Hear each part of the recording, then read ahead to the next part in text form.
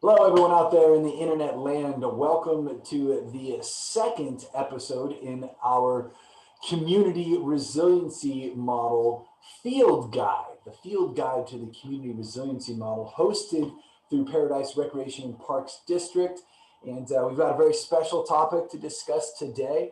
Yesterday, we were talking about neurology and how the community resiliency model allows us to build upon our neurological introspection in order to tune our resiliency. And today we have with us Mr. Philip James, and we're glad to have you today, Philip. Thank you so much for being here. Awesome. Glad to be here. Well, one thing I'm excited to hear a little bit more about is we know you come from an educational background. Can you tell us a little bit about yourself? Give us a bio and qualify yourself for speaking on the topic of the help now skills from an educator's point of view. Sure. Yeah. So I'm a local guy, actually. I went to school in Paradise High, graduated Paradise High. So familiar with the community, familiar with the area. I did go back to school a little bit later from a business management background and decided to get into education. So I have a multiple subject teaching credential, taught second grade for a little bit of time, and then got recruited into after school programming where we were able to do a lot of focus and emphasis on social and emotional learning. So for 8 years, I was the program director running all of the expanded learning programs here in Glenn County. And I was able to facilitate a lot of PD for my staff and put a lot of emphasis on social and emotional learning to substantiate education, right? So it's not one is more important than the other, one is needed in order to facilitate the other. So I really wanted to make sure that that message was sent and provided. So we did a lot of work around helping kids with their behavior and self-regulation and all of the other aspects that really lend itself nicely for the community resiliency model. Yeah. And then being able to participate in the resiliency training was a nice benefit. Yeah, one thing I'm interested in this discussion today is as we go over these help now skills is normally these help now skills are taught a little bit later in this series. It could be as robust as a 40-hour training, which is what you and I went through.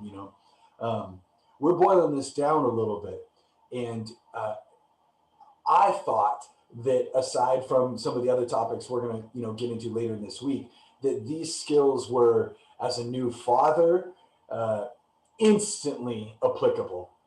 When we were talking about, you and I talking about the format of the week, we decided to move this up in the week.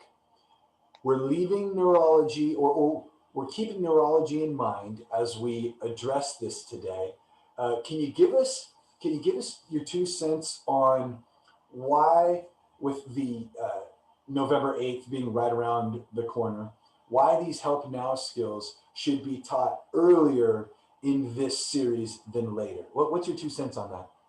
Yeah, I think it's a great foundation. With the community resiliency model, there's 5 core strategies, all of which is centered around tracking. And so in the CREM model, there's a big three, and that is really highlighted around being able to track your autonomic nervous system and be able to focus in on senses and key in on those sensations that are positive. With these skills, this is a great way to introduce that tracking and to be able to identify some very quick, easy strategies that you can key in on and kind of locate and identify what some of those sensations are as they relate to some skills and just kind of really focus in on. One of the first slides when we get to that, you're going to see the airplane help mask. You need to help yourself first before you can help others. Mm-hmm. And so oftentimes you might need to do one of these strategies before you can go in and practice or support somebody in their big three. I like to visualize you in front of a class of rowdy second graders. And Yeah. I like to think of you practicing and modeling some of these so that, and unbeknownst, personally, I saw my immediate circle after the campfire using some of these skills without knowing that they could be a part of a bigger model. And so I saw these coping mechanisms, and now capable of labeling them. You know, I'm more capable of observing when another person is about to exit their zone, whether it's high or low. I can imagine as someone standing in front of a classroom of second graders, it'd be great to be able to look out and observe some of your students naturally performing these tuning skills without knowing it, and then how that can be empowering as an educator, you know, knowing what to do and how to navigate that environment.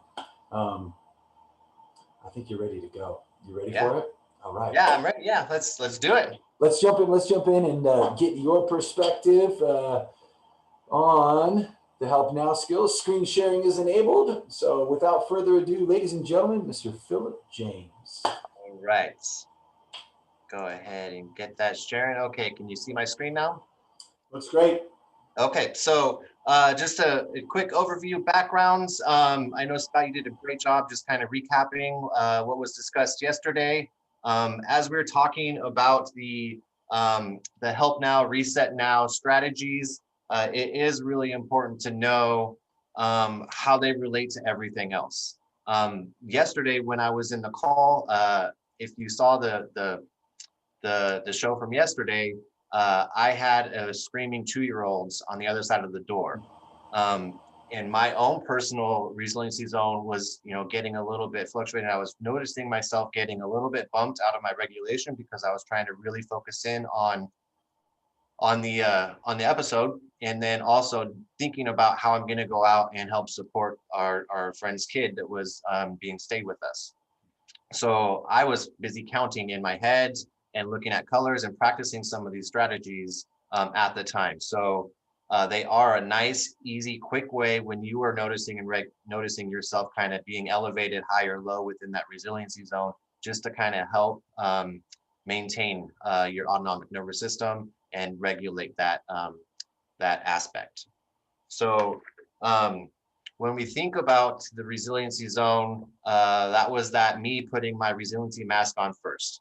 I had to make sure that I was in my middle ground of that resiliency zone so that I was able to go out and focus in on help our 2-year-old get into his resiliency zone. So that's a key factor that you always want to take into consideration. These are strategies that will help you do that for yourself.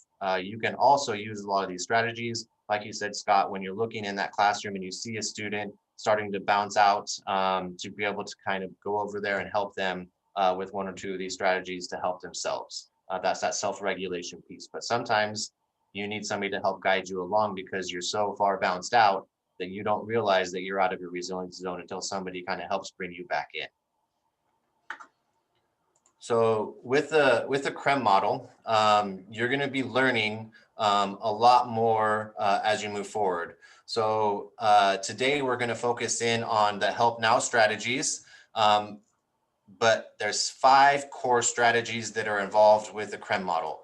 Grounding, resourcing, gesturing, shift and say, and those are all centered around tracking.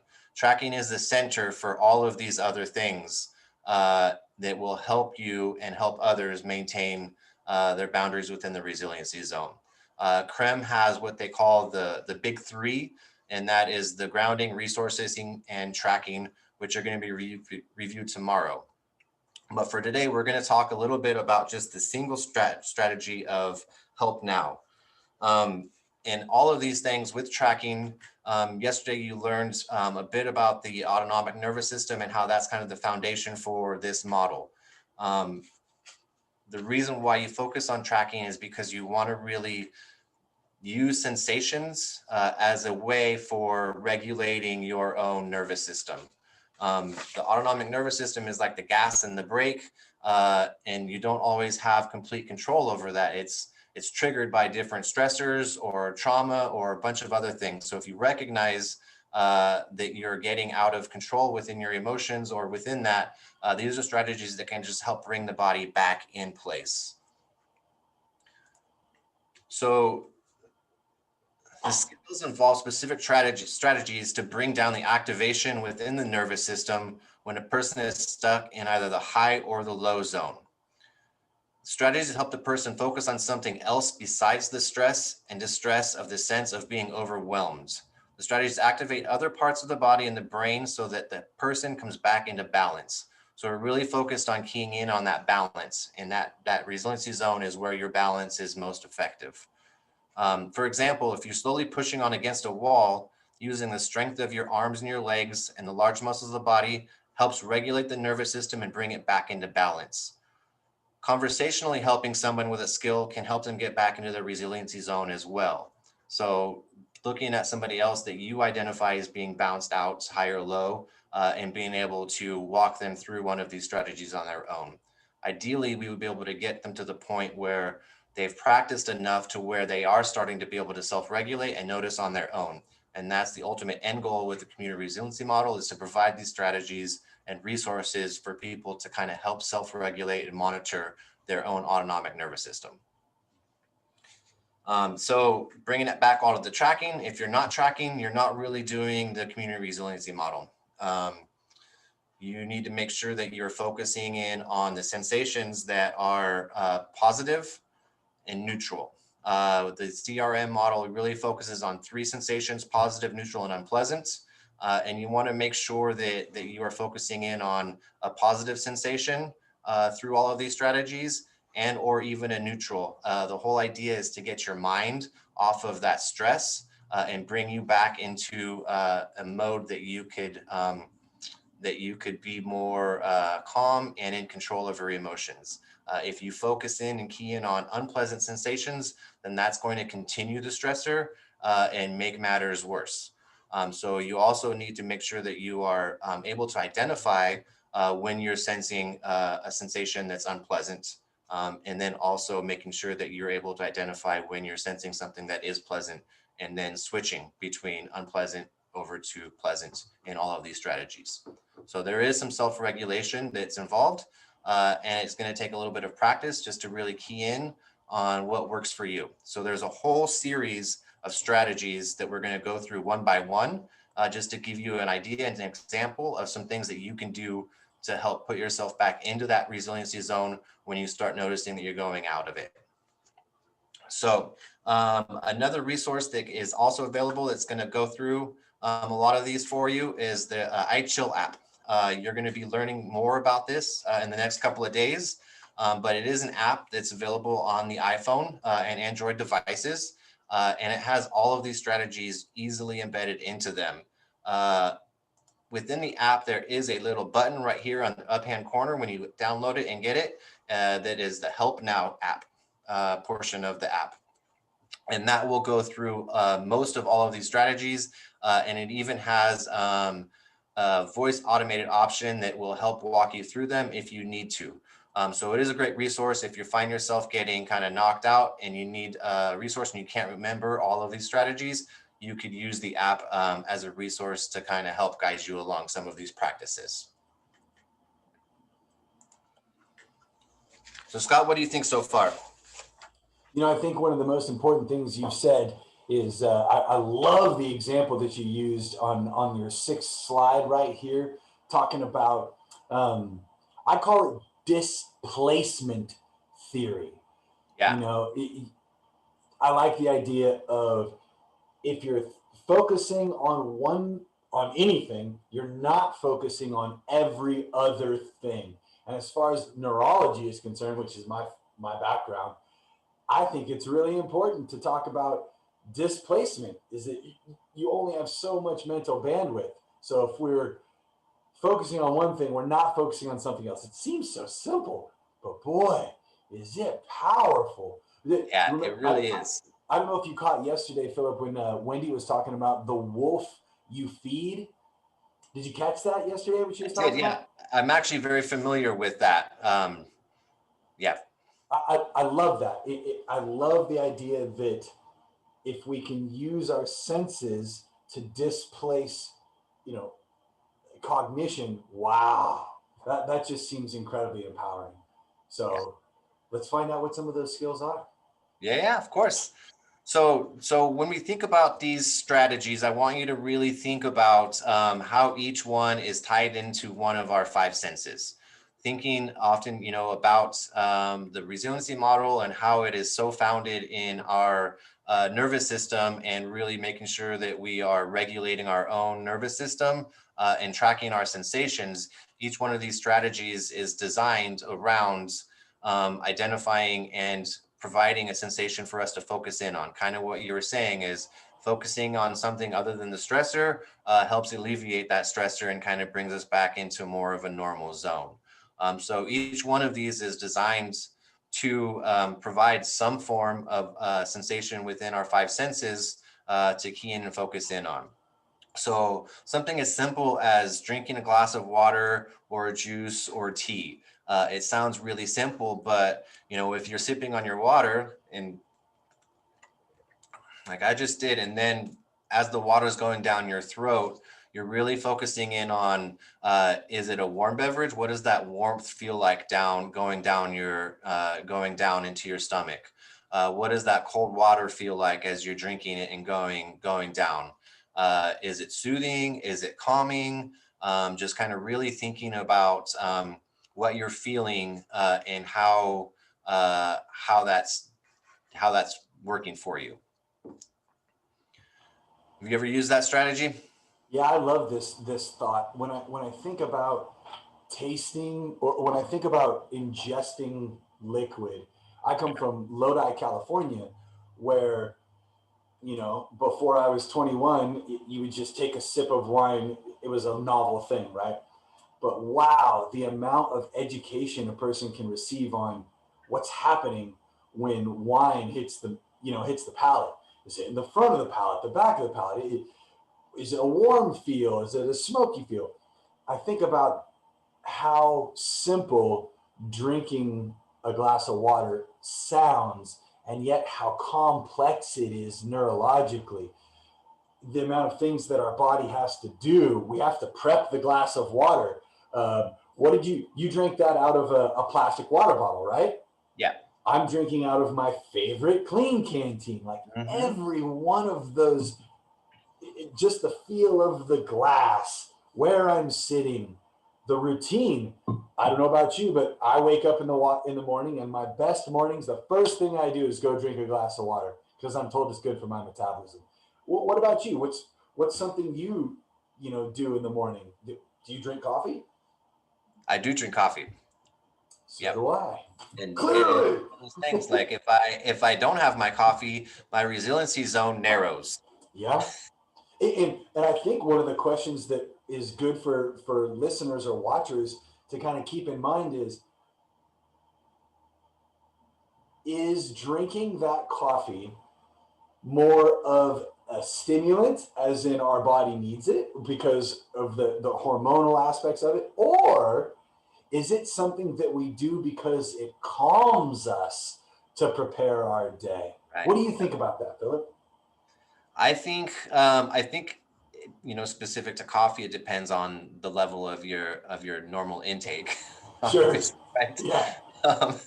Um, but yeah, I think there is definitely like a mental capacity that's associated with it, right? Like you might not be irritated if you don't drink coffee unless you remember that you didn't drink coffee that day, and then all of a sudden you become more irritated, you know? Right.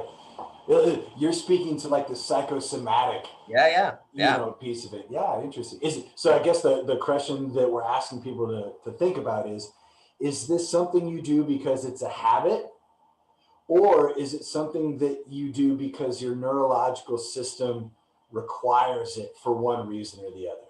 Yeah. But I like the idea that the capacity of doing something as simple of drinking a glass of water intentionally Mm, can help regulate our nervous system and kind of bring us into more of a calming sensation. I'd say Um, a moment of presence, right?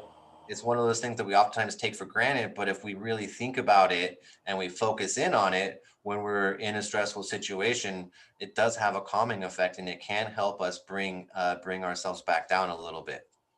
Without getting too existential, there's a book that's wildly popular, and now I see in themes as in Frozen 2, where Olaf is like, yeah, water has memory. And I'm like, ooh, Olaf, tell me more.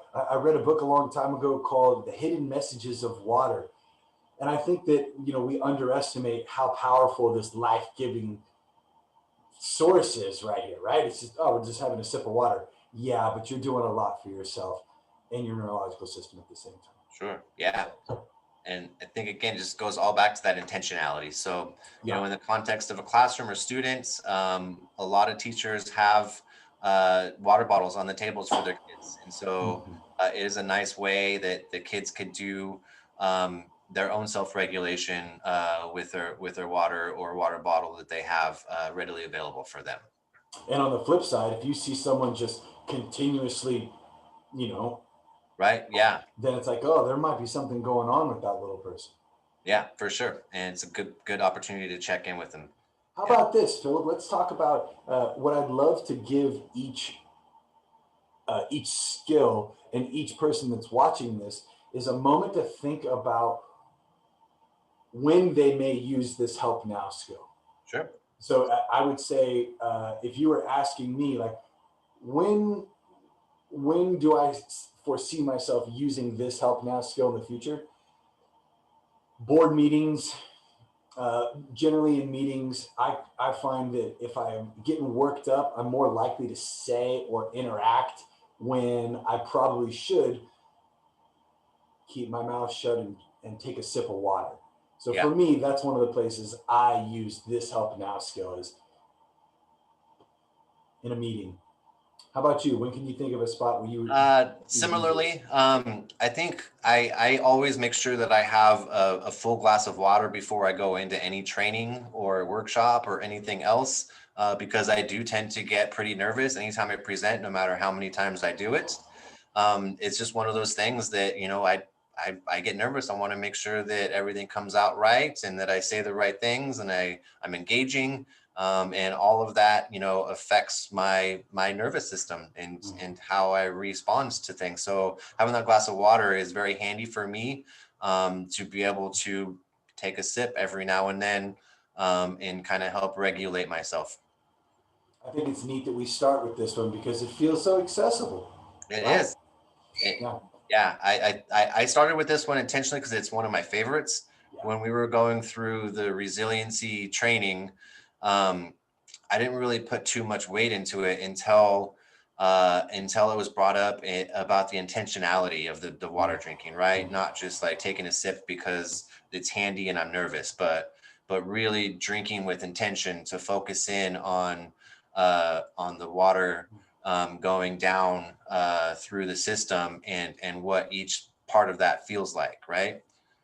Yeah, I think Starbucks kind of beat us to the punch here, and they've got that saying on the side of their cups that says that first sip feel. Yeah. Well, there's a lot to be said about that. So high five to our folks Yeah. at Starbucks. Boom. All right. So that's simple as drinking a glass of water. Very accessible, very easy, and it doesn't have to be water. It could be water, tea, juice, whatever brings you pleasure. And then so another simple one is just simply touching a surface. This is another one of your sensations of touch, being able to identify something. And again, going back to kind of what we said before, as far as making sure that these strategies are either pleasant or at the very minimum neutral, just as a way to get you to think about something else. And so, looking at the surface, I'm touching my desk right now. It is a very neutral feeling, but I can say that it's a little bit cool. If it was a little bit warmer in the room, maybe this might have a different sensation for me. But I can key in on it and the strength of the desk and me pushing down on it. I can feel my hand and my muscles kind of giving that pressure there. I'm just kind of focusing in on and thinking about what I'm feeling with that. And at that time I was doing that, I wasn't focused on my nerves of this presentation. So it's a very simple distraction. All of these strategies are essentially distractions for your regulation to kind of help get you into the point where you could do one of the big three. Those are the ones that are really, really going to get you into a more of a calm state of mind. I'm glad you mentioned the desk. I'm looking at my desk, and It feels cheap. Yeah. So I don't know. What can you think of some places where you're or some situations where you're automatically sensitive to like the surfaces and their feelings? Yeah, funny enough, the other day at lunch, our coworkers, we have this big training area. And so we still like to collaborate during lunchtime. And so we're sitting like across the room from everyone. So it's safe to eat, but still have a conversation. Mm-hmm. We were talking about our little weird quirks. And, and so one of mine is that I cannot stand the touching foam. You know, those little the foam mats that go underneath your mattress or Mm-hmm. camping or whatever, like the egg crate foam. Mm-hmm. Like it makes my skin curl and will literally give me the heebie-jeebies. Mm-hmm. Like for whatever reason, I just can't stand it. And it is a super weird quirk that everybody thinks like, wow, that's crazy. But for me, I would not gravitate towards using that as a surface to touch if I am out of my resiliency zone, because it's going to be very unpleasant and it's going to give me even more stress to skyrocket me even further. Um, so yeah, it's a kind of a fitting little quirk in this specific strategy. Yeah. Another thing that I'm instantly aware of as I look around this space is how many surfaces there are. Like there's, and the one that is probably the most common, that out of everything in this room, the thing that I probably touch the most is the case to my cell phone. Oh yeah, Like that's the surface that I'm probably the most familiar with out of everything in the whole room. Not my jeans and my shoes, or man, I know the feel of my phone case. So I wonder what that says about. well, I mean, so do you think that it's the feeling or the sensation of the phone case, or the comfort of knowing that your lifeline is Mm, right there with you? Because that's how everybody views their phones these days, is that's their lifeline. And if they forget it, then they're automatically stressed out because they don't have their phone on them. So holding or touching your phone could have a sense of that. that's an hour long conversation It all in is. itself. Screen Yeah. time and Yeah. how the phone. Uh, I physically understand when my phone is not on me because it's on me so often. Yeah. Mm. Yeah. Well, I'd say that the situation that I notice material and surfaces around me the most is probably in the doctor's office Yeah. because I'm so aware that everything has germs on it. Yeah. So that's what I'd say I'm the most aware. Yeah. So, So one of the other things that I kind of gravitate towards with touching a surface is it can be any surface. mm, So even with your water in a water bottle, like if it's a nice warm day and I have a cold bottle of water, I might hold on to the water because it feels good. And that's another sensation that you could key in on, and also sip on your water. So it doesn't mean that you have to use any of these strategies in isolation. You could use a combination of them to help you if you need more than one. So really focusing on the coolness of that water bottle, and then the coolness of the water as you're sipping on it. These aren't a one and done type thing. These are just like a menu option of strategies that you could use, either together or individually, or however it plays out to help you.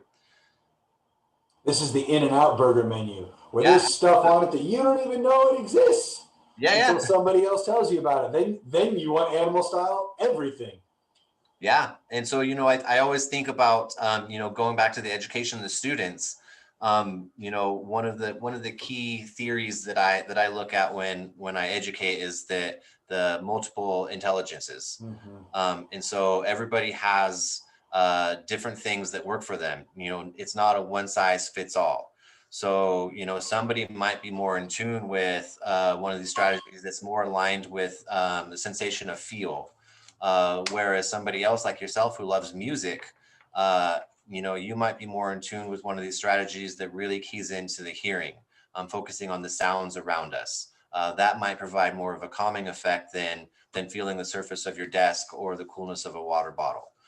So that's one of the great things about all these strategies, is that it does provide tie-ins to all of our different senses. So as people are more tuned into their bodies, and what's calming to them, you could really focus in on those strategies that align with that sense that you are more aligned with.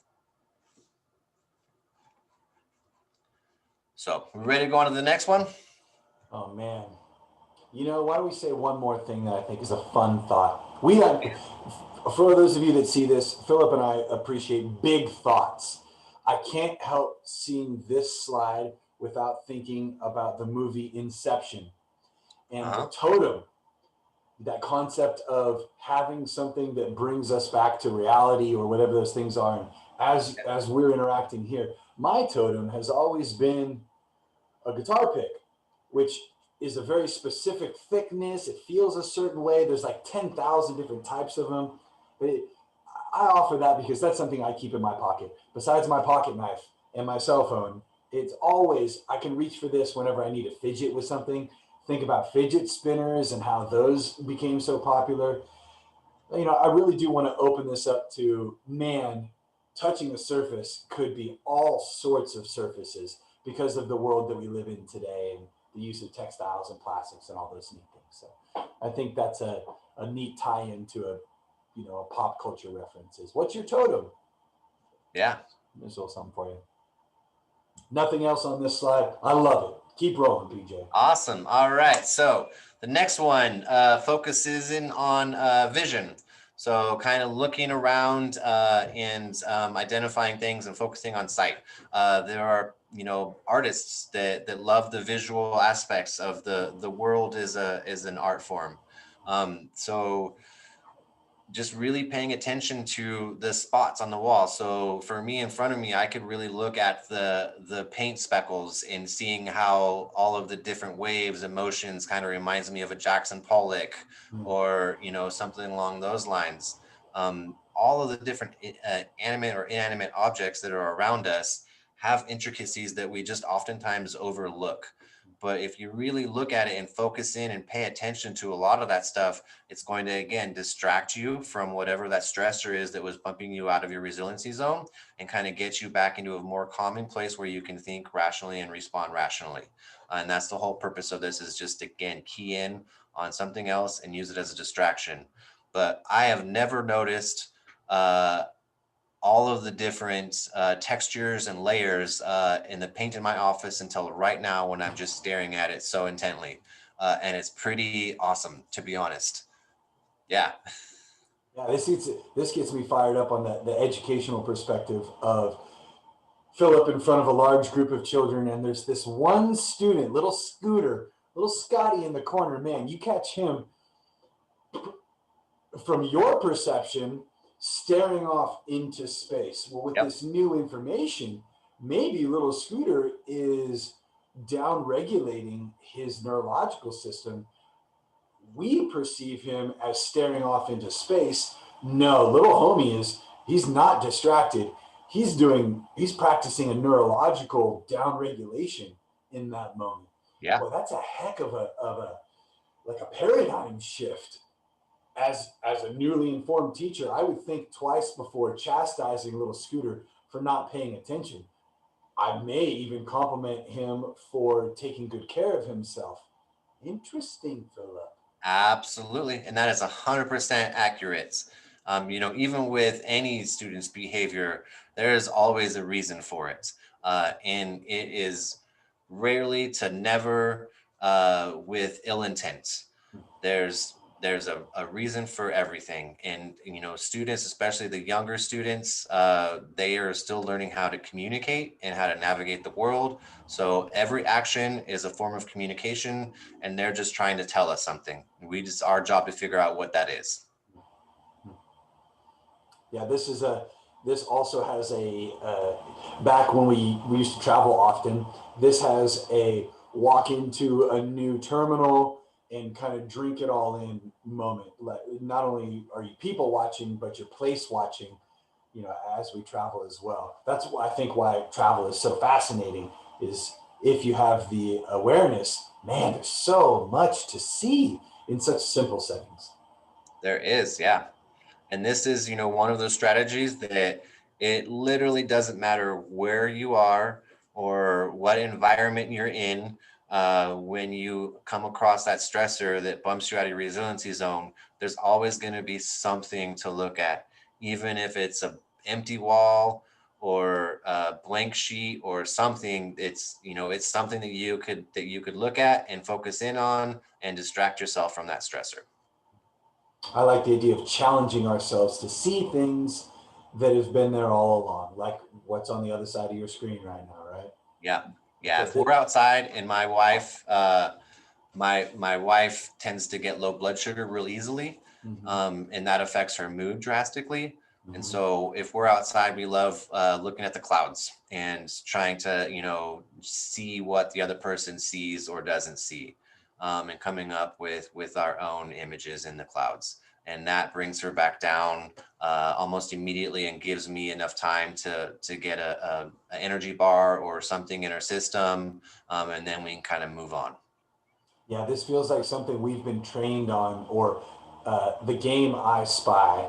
Yeah. What do you see, or in Highlights magazine, doing the search for all those little hidden. Um, it's neat to know that some of us have been trained on Yeah. And on this sense. if we're not the ones that are bummed out of a resiliency zone and we're with somebody who is, similar to myself and my wife, it's one of those fun games, right? You can turn it into a game to Yeah. secretly help them self-regulate and kind of get back into a more calming place without saying like, oh, whoa, you're out of your resiliency zone. Let's count the stars and see if we can't get you back in there, Bucko. um, but you could just nonchalantly like focus in on like, oh, do you see the color of those leaves? That's pretty awesome. Or I saw an elephant up in the clouds, do you see that? And just ask them questions, and get them to focus in on their surroundings, for a little bit, and then just keep asking a couple of different questions until you start seeing them come back down. I'd love to be a fly on the wall when you say to your wife, "Hey, Bucko." Yeah. This is a very powerful slide. Thank you, Philip. It's also, it feels good to make light of something that can feel uh, fairly daunting. There's so much to see. Yeah, but if we make it a game, skills are more fun to practice in game settings, I think, anyway. So Yeah. And one of the things that I like about all these strategies is they're all so simple so and simple. so obvious, right? Like, well, yeah, okay, of course I can just look around my surroundings. But if you do all of these things with intentionality, then they can be so profoundly effective on your mood Mm. and bringing you back into that calming place. And within that, again, going back to that resiliency zone, just bringing you right back in. Let's keep rolling, bud. Yeah.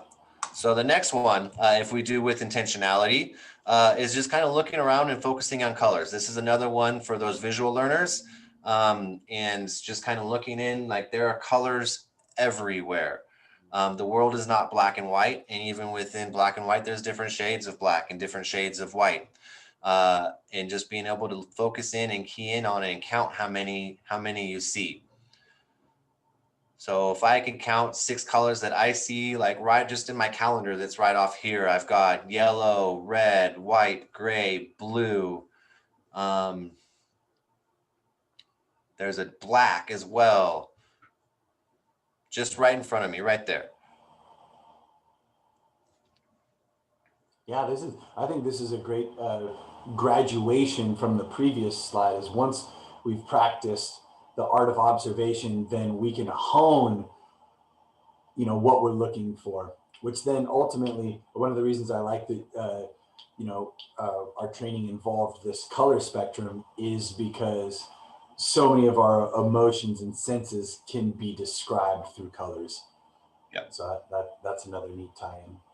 Yep. But this is also a visual sense. So we've got a couple for that one. Yeah, I would add one little caveat though, in always trying to be sensitive to, again, those sensations that are pleasant and neutral, and avoiding anything that could potentially be unpleasant. If you are helping somebody, as the guide, hopefully you know whether they're colorblind or not. And so that's something that you would want to take into consideration with this, because if you're asking them to count how many colors they see, or using colors as a way for bringing them into their back into their resiliency zone, that might cause them a little more stress if they can't actually see the colors. And they might be embarrassed to not say something either. So I would say if you don't know the person well enough and you're not 100%, you might think about avoiding this one, specifically or intentionally, just for that reason. Just kind of being cognizant of that. But I've done this one with my wife as well, and she's done it with me when I bump out of my resiliency zone. So just kind of counting the colors, looking at the shades of the sky, or a lot of other different things that are keyed into this. This one feels accessible for all age ranges. You know, Yeah. I can see it as a man when I look at the colors on some of the Disney movies that my little 2-year-old's watching. I mean, Coco is just like a feast of these Oh, colors, and even some of the classics.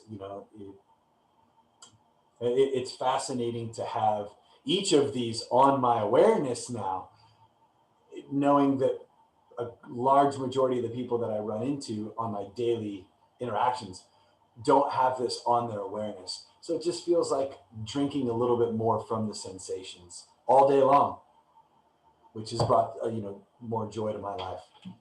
yep, for sure. Let's keep rolling. Let's do it. All right, so let's look at another one, shall we? Let's do it.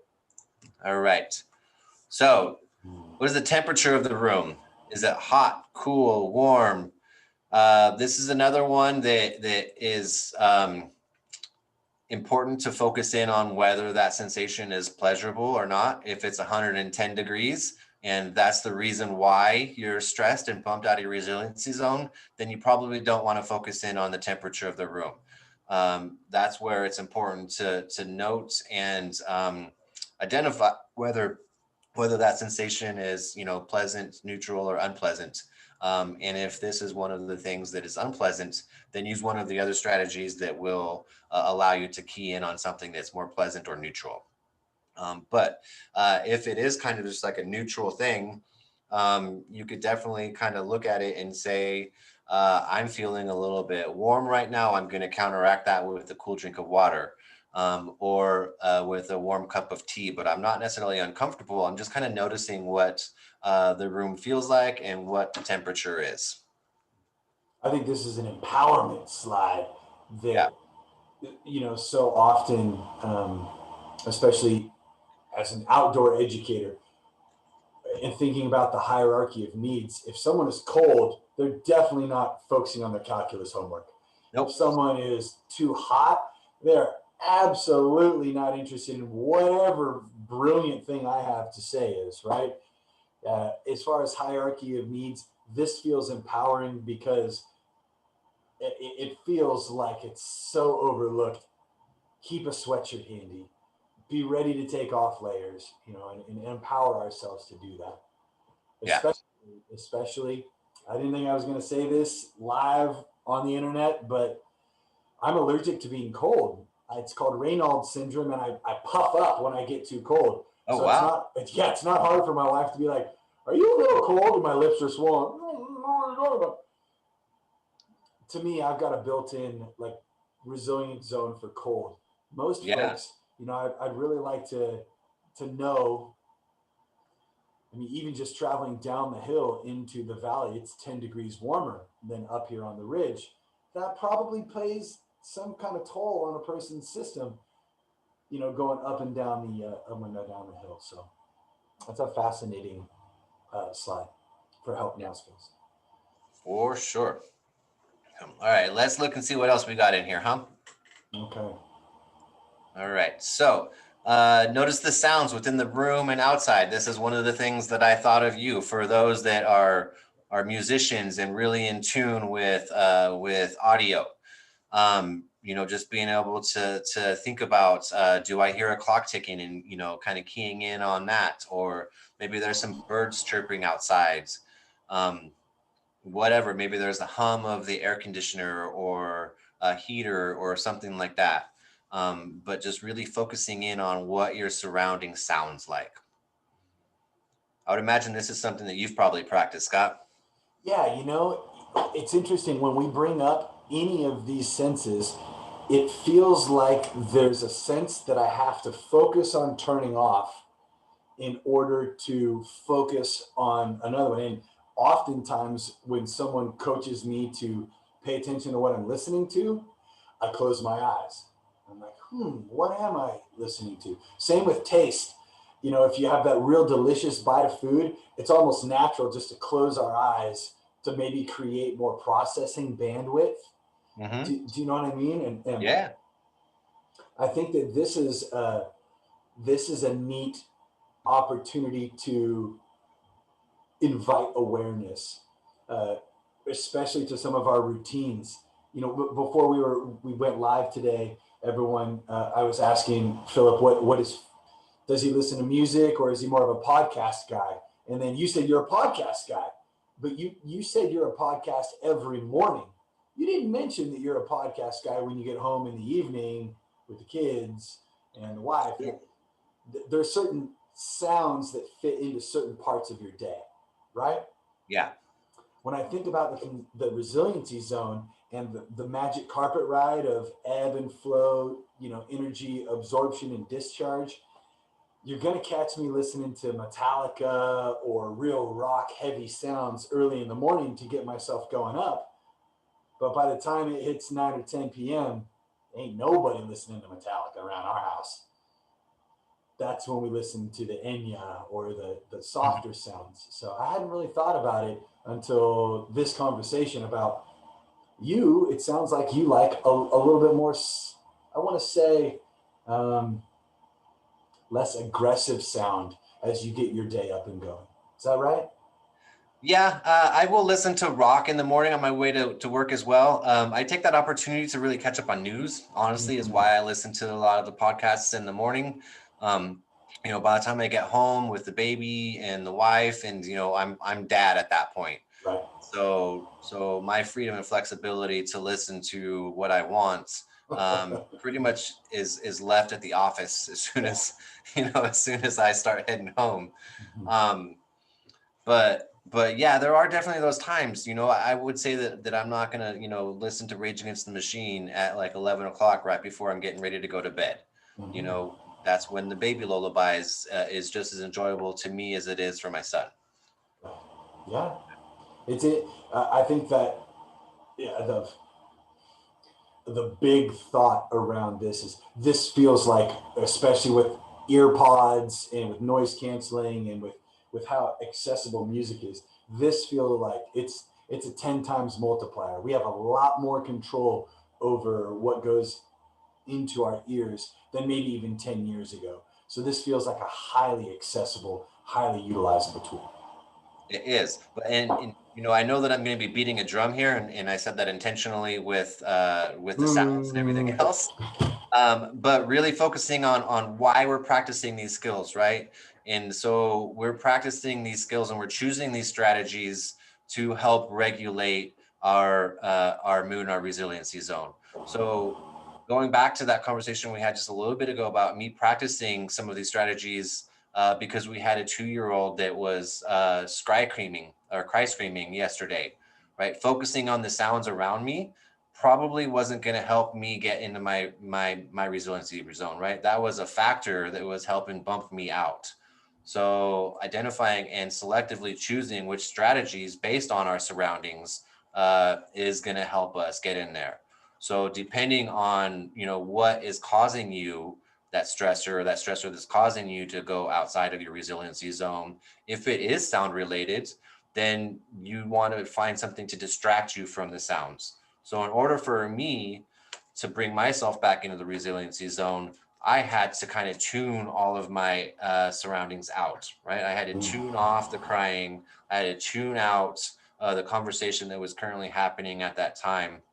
And I had to focus in on my feel, my sight, my other senses in order to kind of self-regulate myself. Yeah. Which I don't know about you. I'm getting better, but I don't want to get too good at displacing my daughter's cries because they're there for a reason at the same time. Yeah. Well, so this was like, so we were watching our friend's 2-year-old. They had just dropped him off, and mom was leaving. He wasn't happy about it, and so that was what was happening at that exact moment. And it lasted maybe 15 minutes, but that 15 minutes was very stressful. Sure. Yeah. That's So good. again, just thinking about the intentionality of selecting which of these strategies you want to use and why. So far, Philip, it looks like we've checked off hearing, several touch sensations, Yeah. several options for sight, and we kicked it off with ingesting liquids, waters, cool or hot. So Yep. that's a good orientation to where we're at now. Yeah, and these strategies are not all inclusive. There might be something that is, that is not listed here that is very calming, and provide a very nice distraction for someone. It's one of the benefits of having a group setting in some of these trainings is that we could get some of that input and people could share some of the things that they do. But as we kind of move forward, I'm hoping and encouraging people to just really think about some of those strategies that might not be listed here that is calming, and could provide a distraction for yourself. So another one think about that's very accessible to everyone. Again, situational. You're probably not going to get up in the middle of a board meeting and take a walk around the block, but walking around the room and noticing your feet making contact with the ground is another way that you could focus in on that pressure and what's happening with that walk. That movement is a great distraction. Earlier, we talked about the muscles being pushed up against the wall, is using that muscle tension to kind of help re-regulate your nervous system. And walking is another way to kind of use your muscles and also key in on the sensation. So it's not just the walking, it's the focusing in on and noticing the contact that the feet are making with the ground, and what that feels like, or how that is affecting the muscles in your leg, and kind of moving up through the body and keying in on those sensations. Oh, Philip, you got me all riled up over here, partner. There are Yeah. when you one of the neat things that neurologists understand, that is kind of, I would say, common sense, and that's one of the most interesting things is our body is wired to have different areas that are more sensitive, literally, than others. Our hands, our feet, obviously the mouth, and but as far as our limbs are concerned, it's our feet and our hands that are like the homunculus, highly powered. There's like 15 different types of receptors in the foot and in the hands. I love that what Wendy was talking about yesterday, as far as our neurology is concerned, is what fires together wires together. That's And that a lot of neuroplasticity. a lot of us learn how to walk fairly early in our lives. So that's a series of wired connections that are so common. I can see why this can be such a powerful skill, not just the act of leaving the area or getting up and getting circulation going, but the idea that our feet provide so much neurological information. I think it's a testament to some of the other movements out there, like the grounding movement or the barefoot movement, or the minimalist shoe movements. Man, that's a lot of information that can ultimately justify your suggestion here. So Yeah, and I'm glad you brought that up because you know there's still more sessions after this one. And mhm. so by the end of all of these sessions, all of the information hopefully will come together and make just so much more sense. So this specific strategy, along with like pushing against the wall, aligns so nicely with the grounding strategy, right? Which is its own thing and it's separate from the Help Now strategies. But they all intermingle and mix and blend so well together. And kind of thinking about that first slide, which I'll go back to because it's so relevant, is that These are all 6 strategies that are founded in the CREM model, ways that we can help regulate our autonomic nervous system and bring us into that resiliency model. Tracking is in the center of all of them. And so that tracking is really identifying and being in tune with our sensations. And grounding is a strategy that's really focused in on how you are. Well, actually, I'm going to leave that for when they talk about grounding. Leave it for him, Philip. Don't Yep, take yep, all the absolutely. good stuff. But yeah, so this particular one with the walking and the pushing up against the wall, it aligns so nicely with grounding, which you will learn about. I believe that is on Thursday. That's Thursday. Grounding is Thursday, Thursday. yeah, Yep. yeah. So by the end of this, you're just gonna have that aha, like, oh, I get it. We're focusing on these because these are the very quick, easy ways for us to kind of really think about that tracking aspect. So tomorrow, when you really get into tracking and resourcing, a lot of this is going to come together. Let's delineate that for folks right now, Philip. What it feels like, these are not called the help eventually skills. These are Yeah. called the help now skills. What Yep. differentiates these skills from some of the more complex things that are part of this model as well is that they're designed to be implemented very quickly. Yep. Versus, hey, we've got all the time in the world, let's just kind of dig into this and really talk about. This one is, it's as quick as can be. You feel someone all fired up, it can be highly instructive even. You'd be like, hey, take a drink of water. Yep. Hey, take it. I feel like there's as much of an observational opportunity to see other people practicing these and then recognize, oh, that person is likely triggered, either high or low or bumped out. There's as much of an opportunity to notice that occurring in our world and then act according to it as there is to feel ourselves practice these. So that felt like my 2 cents for, kind of No, tying it all together. it makes a lot of sense. As you were talking about that, I was kind of thinking in my own way of kind of describing that or putting it in a different context. So for me, when I think about the CREM model and the resiliency zone, right? Everything is all about like managing and maintaining the stressors so that we don't stay out of our resiliency zone for too long, right? Because that's when you start having all of the other health effects and all of the really negative consequences associated with that. We can get bumped out and come back in and be okay. But if we stay out of our resiliency zone for too long, we have very sincere and significant medical things that are associated with that.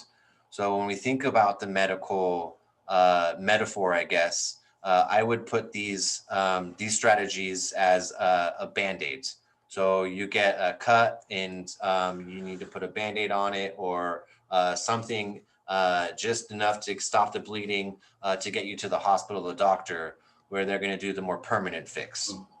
And so these other strategies align with what's called the core 3 of the CREM model. And that's the tracking, resourcing, and grounding. That's where those strategies are really going to help you stay in your resiliency zone for a very long time. These strategies are going to help you just kind of get back in to your resiliency zone enough so you could focus in on those core 3 strategies and then stay in your resiliency zone for a long duration. I think we've covered push hands against the wall. Like what are you getting from it? You're feeling the weight of the wall. I think we've got enough of the touch sensation. This is a classic right here, right? Easy, right? Yeah. I mean, it's the old classic, even just like, when you can't sleep because your mind is racing, count sheep. It's one of those things, just an easy, simple distraction. If you're counting in your head, either forwards or backwards, your brain functionality is not able to focus in on everything else. I wish that our brains could think about like a million different things and still be in tune and really like efficient, but that's not the way that it works. So counting is just a very simple strategy. unless you're early kinder, all kids pretty much can learn to count all the way up into adulthood. It's super accessible to anyone, and just that neurology aspect just forces you to focus in on something else. This is where I like to start to combine some of the skills. I love the opportunity to kind of do thumb to digit, 1, 2, 3, 4, Yeah. 5, 6, 7, combining those skills, Yep. like you said, kind of owning them and making them our own. Um, with the 2-year-old, it starts off with Frozen songs. Those seem like something that are recognizable. She's getting her counting down as well, but until we've got 1 through 20 dialed down, it's it's one of the Frozen songs that she has memorized. So I suppose it can be any form of recital or of sequencing, if you would. Yep, absolutely. And again, like you said, I really like that you brought in the finger counting, because it's bringing in those multiple sensations. Mm-hmm. So, you can even count out loud and focus in on the sound of those words. There's a lot of words out there that really just sound funny when you really think about it, but you oftentimes don't think about it. Sure. So, just, saying the words, saying that the numbers out loud as you're counting, or going back to that visual, like counting colors, like how many red things do you see, or how many blue things do you see, or how many different colors do you see all together. You're just kind of bringing in all of those sensations all together. Or you could count sips of water. Mm. Yeah, that's it's, this. If you want to freeze me up, ask me to do math, right? And so that I kind of appreciate the challenge in some of these, because I'm more adept at some things than I am at others. So this is the one that boy, I can think of a couple of instances where I'd like to have this one ready made on the shelf. Uh, Heated conversations is clearly one of them. Transferring from one activity to another, it seems like an opportunity to sit, count before I go into the house, before I leave the office, like those transitional moments. This is where I use this skill the most. What are your thoughts on that? When can you use the counting help now skill the most? Yeah, I think that's a great opportunity. I think it's really when I need to pause, and I need to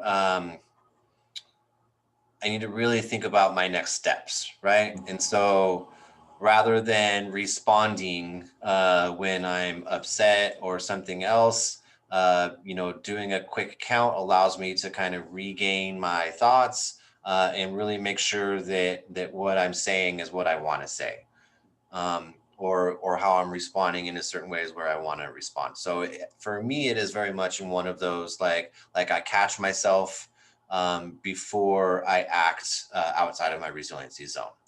And then just being able to get myself back in there, so that when I do respond, it's not out of stress. And this feels, as I look back up the list, this feels like the one that creates the most space, that is likely the most requires the most presence, Mm-hmm. the most mental aptitude. Uh, this one may not be appropriate as stoplight, but it Right. may be the perfect fit for walking into a conversation with your in-laws, or there could be some kind of clever ones in there as well. Yeah. Well, is that what we've got as far as the help now skills? Those are the basic ones that are that, again, these were selected because of the most accessible in pretty much any environment. Again, kind of thinking about what that initial stressor was that bumped you out, and being selective for which one of these you key in on. But no matter what your environment, at least one or multiple of these strategies could or should be appropriate to help you bounce back into your resiliency zone. Yeah, and what we've got up next for everyone is the reason we talked about teaching this skill now is tomorrow we're going to start talking about tracking, the ability to turn your mind's eye inward in order to assess the neurological system. Well, even the act of turning the mind's eye inward can be triggering for some folks, can send them out or bum them down. So now you have these skills on the ready. When you're watching tomorrow, and if you feel all this talk about the fire is starting to work you up, know that you're not just reaching for a glass of water because you're thirsty. You might be, but there's more to it than just that. There's more opportunities to tune our system than we've given ourselves permission to explore before your incredible discussion today, Mr. Philip James. Let's see if we could tie this in a bow for everyone. It's your first day, Mr. Philip James, back from COVID restriction. All the students are showing up. You know you're going to have your first lesson. What do you do to turn your system before they walk through the door for the first time? Well, for me, it's all about building relationships and teaching uh, intentionally. So part of that is providing the students with these skills and these strategies. So the first day back, if I have a brand new class, I'm going to make sure that I focus in that first week on really getting to know my students and identifying what their needs are. And then help provide some of these strategies intentionally through explicit lessons or instruction, and then try and help encourage them to use them in context. And it takes a little bit of time, especially depending on the age of the students. But Johnny might be the one that needs to count in order to self-regulate, whereas Debbie might needs to count the dots on the wall, or whatever else. She's going to be more visual. So really kind of identifying what works for the kids, but at least making sure that they have all of these strategies. I would even probably print all of these as posters and have them around the room as little reminders. So when they are noticing themselves getting stressed or needing to self-regulate, they can look around the room and pick one. Because they might not be able to think about it at the time. That's the other thing about the brain, right? Is when you are stressed, you're not thinking rationally. That's that amygdala and that fight, flight, or response mechanism. And so rational thought tends to not be there. So being able to have something that is accessible to remind you of what you can do. That's also going back to that iChill app is another great resource for if you are in that zone and you just can't think of what the strategies were, and you need something to get you back in to your resiliency zone, pulling out that iChill app and going through that. For students, visuals and having visual reminders for them is really, really important. Boy, I hope that we can get that specific message out to more teachers and more educators, more people that have the responsibility to be in front of others. Because I think what you just created in that environment is a trust platform where versus the to go back to some of the assumptions we talked about yesterday, little Scooter in the corner, he's all fired up today. Well, now with this new information, perhaps we can see that little Scooter just had too much sugar for lunch. He doesn't have ADD. Or, maybe Scooter has an adverse childhood experience that he's dealing with, this trauma informed concept of not what happened to Scooter, but what can I use that's going right for him right now in order to displace these other needs and to make sure that his hierarchy of needs are taken care of. It's an incredibly powering internal locus of control piece of information that really I think should be on more people's tool belt because it helps us be better servants. Yeah, absolutely. And I would say even more importantly that what tools can I teach Scooter so that he can do that himself, right? And There's so how to fish. Yeah, yes. Yeah. yeah. And so that's why, that first week I would really focus in on teaching these skills as an intentional tool for self-regulation. Teaching self-regulation in its own. What does that mean? What does that look like? And when should I use it? Because self-regulation isn't just socially emotional, it's academic too. Are you reading your book in a quiet, conducive environment to actually learn? How can you self-regulate yourself to make sure that you're learning more effectively? But in the social emotional context, these things don't come without intentional uh, uh, support or instruction or front loading, if you will. Kids have the water bottle on their desk, but taking a glass of water doesn't necessarily mean that that's going to help them self-regulate unless they're drinking that glass of water intentionally. If we end our podcast right now, I think the individuals on the other line have this clean list. They have permission to add to the list. Matter of fact, encouragement to add to the list. And ultimately, now this can bring awareness both observationally outwards as well as inwards. Mr. Philip James, thank you so much for your time today, and thank you for being No a problem. part of the Field Guide series. Again, this is our first Field Guide to Community Resilience. If someone needs to get a hold of you, I'll go ahead and put your email in the link underneath. Why don't you send us off with your final thoughts for today? And again, thank you so much for your time. Awesome. I guess my final thoughts are just I'm honored to be here and participate in this series. Again, coming from Paradise, I understand the need for this work with that community, especially. And I'm just really happy to be part of all this and looking forward to more opportunities. Get out there, Philip. Let's change the world, buddy. All right. All right. Take care, everyone.